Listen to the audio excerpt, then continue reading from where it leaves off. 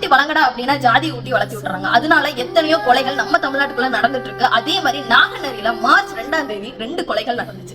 அதை பத்தி பேசுறதுக்கு முன்னாடி 2023 நாகநரியிலேயே இந்த மாதிரி ஒரு கம்ப்ளைண்ட் வந்து ரைஸ் ஆயிருந்துச்சு. அதை பத்தி நம்ம கன்ஃபார்ம் பேசிக்கணும். இது என்ன கேஸ் அப்படின்னு கேட்டீங்கன்னா 2023 ஆகஸ்ட் 9ஆம் தேதி ஒரு கிளாஸ்ல, அதாவது 12வது படிக்கிற ஒரு பையன் வந்துட்டு தான் பிரின்சிபல் கிட்ட போய் ஒரு கம்ப்ளைண்ட் வந்து ரைஸ் பண்றான். அதாவது என்னால என் கிளாஸ்ல படிக்க முடியல, என்னோட ஜாதியின் பேர்ல என்ன ஹராஸ் பண்றாங்க, டார்ச்சர் பண்றாங்க அப்படின்னு ஒரு விஷயத்த அவன் அங்க மென்ஷன் பண்ணி ஒரு கம்ப்ளைண்ட்டை ஃபைல் பண்றான். ஃபைல் பண்ணி வீட்டுக்கு போய் நைட்டு தூங்கும் போது கிட்டத்தட்ட 6 பேர் சேர்ந்த ஒரு குரூப், அதான் அவன் கிளாஸ்மேட் குரூப் தான் வந்து அவனை அட்டாக் பண்றாங்க. அவன் தங்கச்சியும் அதுல வந்து இன்ஜுரி ஆகுறாங்க.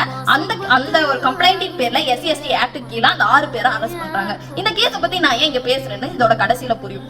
அதாவது மார்ச் 2ஆம் தேதி வந்துட்டு ஒரு 9 பேர் சேர்ந்த கேங் வந்துட்டு பைக்ல வந்து எல்லாரையும் சர்வமரியா வெட்டுறாங்க டீ கடைக்கு முன்னாடி வந்துட்டு.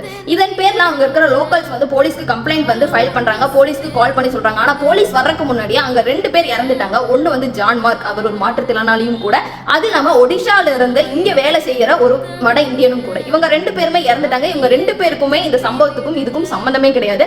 அது இல்லாம 6க்கும் மேற்பட்டவர்களுக்கு இன்ஜுரியும் இருந்திருக்கு அப்படின்ற ஒரு விஷயத்தையும் சொல்றாங்க. இப்ப வித்தின் 24 ஹவர்ஸ்ல 7 சஸ்பெக்ட வந்து பிடிக்கிறாங்க. கண்ணன், ஆண்டோனி, உச்சிமஹாலி, வசந்தகுமார், சுபாஷ், கல்யாணி, இசக்கிராஜ், இவங்களை எல்லாத்தையும் அரெஸ்ட் பண்றாங்க. இதுல இன்னொரு விஷயம், நான் ஏன் அந்த 2023 கேஸை பத்தி பேசினேன் அப்படின்னா, சுபாஷ், கல்யாணி இவங்க 2 பேருமே அந்த கேஸ்லயும் அரெஸ்ட் பண்ணப்பட்டாங்க, இதே கேஸ்லயும் அரெஸ்ட் பண்ணப்பட்டாங்க. இது எல்லாத்துக்கும் காரணம் ஜாதி வெறி தான் அப்படின்னு அழகா கிளியரா புரிஞ்சுது.